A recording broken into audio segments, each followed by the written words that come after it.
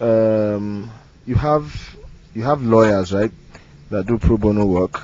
You have doctors that give free medical care and free medical advice. I think that what we can we give back to the community. You know, you could do free shows, but it's not that much, doesn't carry that much weight. So our own way is spreading the message of HIV.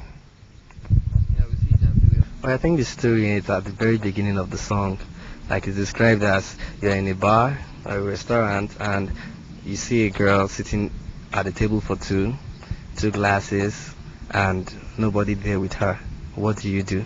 So the song just tells about how it happens, how it goes.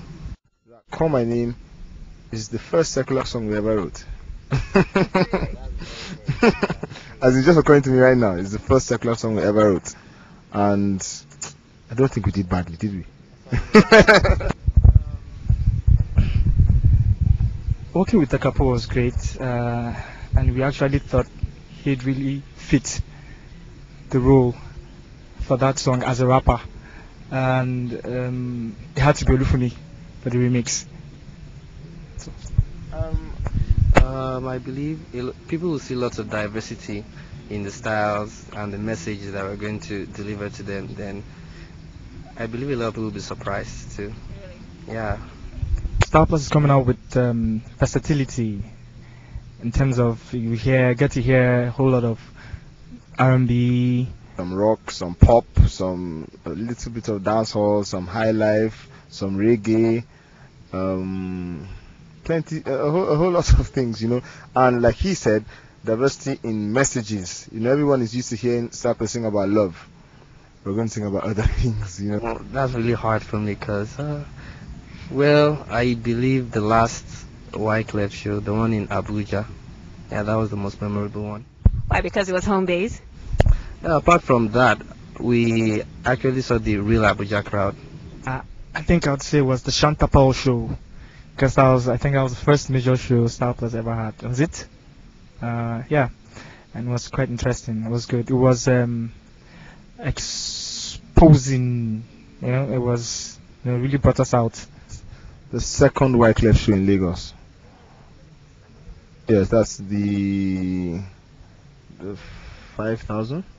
Yes, the 5,000 gave you one. Yes, second one in Lagos. It was awesome. It's the kind of show that when you're a young musician, or no, even before you become a musician, and you see foreign artists, you know, doing shows and concerts, you see crowd reaction. It's the kind of thing you only imagining happen to you. You just dream about. You actually don't think it can happen, and to actually see it happening it's a high. We were doing the MTN Yellow TV show, and we were singing Runaway, and there's a point in Runaway that I always drop to my knees, and I dropped to my knees and my trousers tore on both legs from here all the way up to here, and my boxers were showing, and I couldn't leave the stage to the end of the song. Well, they did. You see, actually, when I did it, right, you know the end of Runaway, where if I could run away, you know that end. So I always do drop to my knees in every show, and actually when I dropped and you know the way the stage was, you know the way I heard a split, but I just thought it was somewhere between the legs and a small split, you know, and the stage was round and there were fans round up, and I did it near the end. So when the girls they started shouting, I thought they were shouting because I was kneeling down, you know. It occurred to me when I stood up that my boxers were showing, and they definitely saw it. We heard one song, we heard that song, yeah.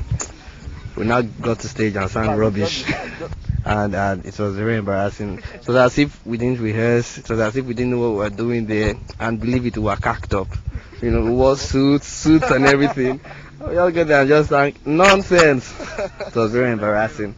Very. It was a dinner, yeah, organized by one of the departments in school, and we had already rehearsed a song, and we got there, and it was my turn to solo.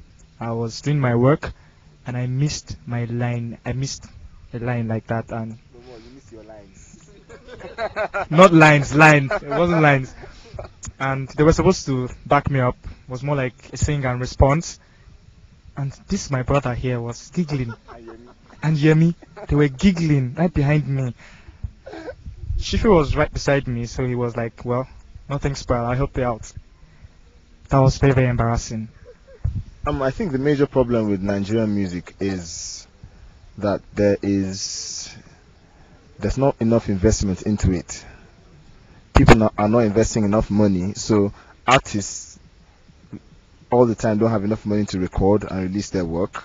So you find Nigerian artists, because they have limited studio time, rushing their jobs. So you could do a wonderful vocal performance and have a bad mix, or you just don't have enough money to pay for producers or use the right studio, so there are a whole lot of things, but I think everything boils down to lack of tangible investment in the industry. It's a real uphill task, but to be really honest, it's improving, because there's a whole lot more awareness in the public. People know Nigerians are actually more aware of the fact that pirates are actually killing us artists, and they're actually stepping up to help us. And I think I would largely attribute that to the work that P-Man is doing right now. I think Charlie Boy Puta is doing a wonderful job. And the response is great.